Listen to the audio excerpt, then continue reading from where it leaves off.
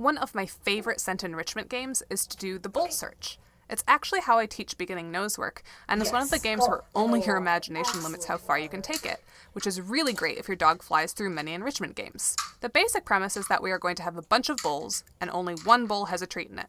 The dogs have to search out that bowl with their nose. You don't have to use bowls. Another really common container to use are cardboard boxes. Because I compete with my dogs in nosework where I want them to treat boxes very specifically, I won't be using cardboard boxes for this game, but you certainly can. Just like before, we're going to start with a base exercise, and when your dog is confidently doing that, I'll give you a bunch of ways to increase the difficulty. The first step is to make sure your dog can eat out of one bowl. Most dogs are going to have absolutely no problem with this, but we want to make sure. Start by loading up your hand with about 7 treats. Then either put your dog in a stay, or you can hold them back either by their collar or harness, or around the chest like I'm doing here. Put 1 treat in the bowl. The instant your dog looks at the bowl, release them. When your dog begins eating the food from the bowl, take the treats still left in your hand and put them in the bowl one after the other. When you've given the last treat, say, "Okay," or whatever your release word is, and encourage your dog to come back with you for another treat. Putting the food in the bowl should look something like this. Repeat this exercise with just one bowl a few times to make sure your dog is happily driving towards that bowl. So why the stream of treats? It's because this is how I train nosework, and the eventual goal for nosework is to have the dog find a hide and remain there so they can tell you where it is.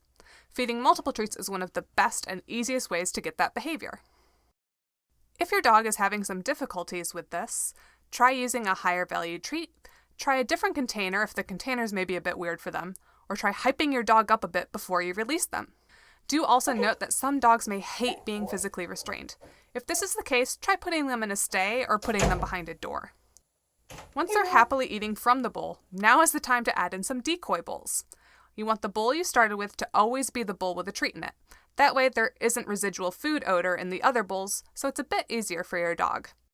In this instance, the bowl that is always my hot bowl, or the one with the treat in it, is the dark green bowl. I like to start by adding 3 more bowls.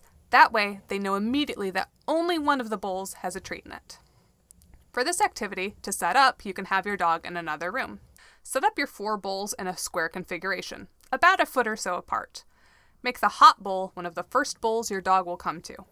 Put a treat in it. Remember to load up your hand with about 7 treats. Release your dog to the bowls. As soon as your dog gets to that hot bowl, remember to start feeding them that stream of treats while telling them what an amazing dog they are. Then say, "Okay," when you've given them the last treat. Now you can start rearranging the bowls to tons of different configurations. You can put the hot bowl in a different portion of the square. Good boy. Excellent work, puppy. Line up the bowls in a line. Do whatever. Okay, man.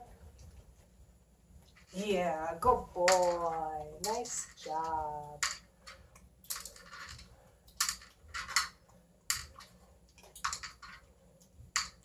Okay. When your dog is confident with finding the treat in 4 bowls, try to increase the difficulty. There are so many ways to gradually add challenge to the bowl search, so here are just a few. Remember to only increase the difficulty in one area at a time, then see if your dog is in the Goldilocks zone. You can try to increase the number of bowls. Good boy. Yeah, nice job, puppy. Increase the distance between bowls. Try elevating some of the bowls. Yes, good boy. Put the hot bowl far away from the other bowls. Put barriers between the bowls. Boy. Put the hot bowl somewhere where your dog will have to put their head under something. Try using different containers than what you are using. This allows your dog to realize it's not just about bowls, but about finding the treat. Start covering the bowls. Or if you're using boxes, start closing them. Do note at this point, you can either choose to let them figure out how to get the treat by, in this instance, knocking over the cup, or, and this is what I suggest if you'd like to do nosework in the future, tell them how wonderful they are and start rewarding as soon as they get to the hot container. Good job, Merlin. You can also begin to start having food outside of the bowls. Here's one search where I did this. I still had bowls around, but I put the food right outside of the bowl.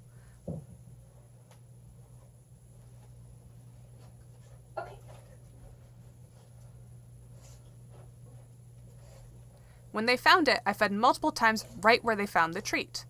This allows you to start hiding Good treats boy, all around your yes. house, and Nice eventually you job, don't even need puppy. bowls. Excellent work. Okay. If you have a lot of fun with these scent enrichment games, I think you might have a lot of fun with nosework.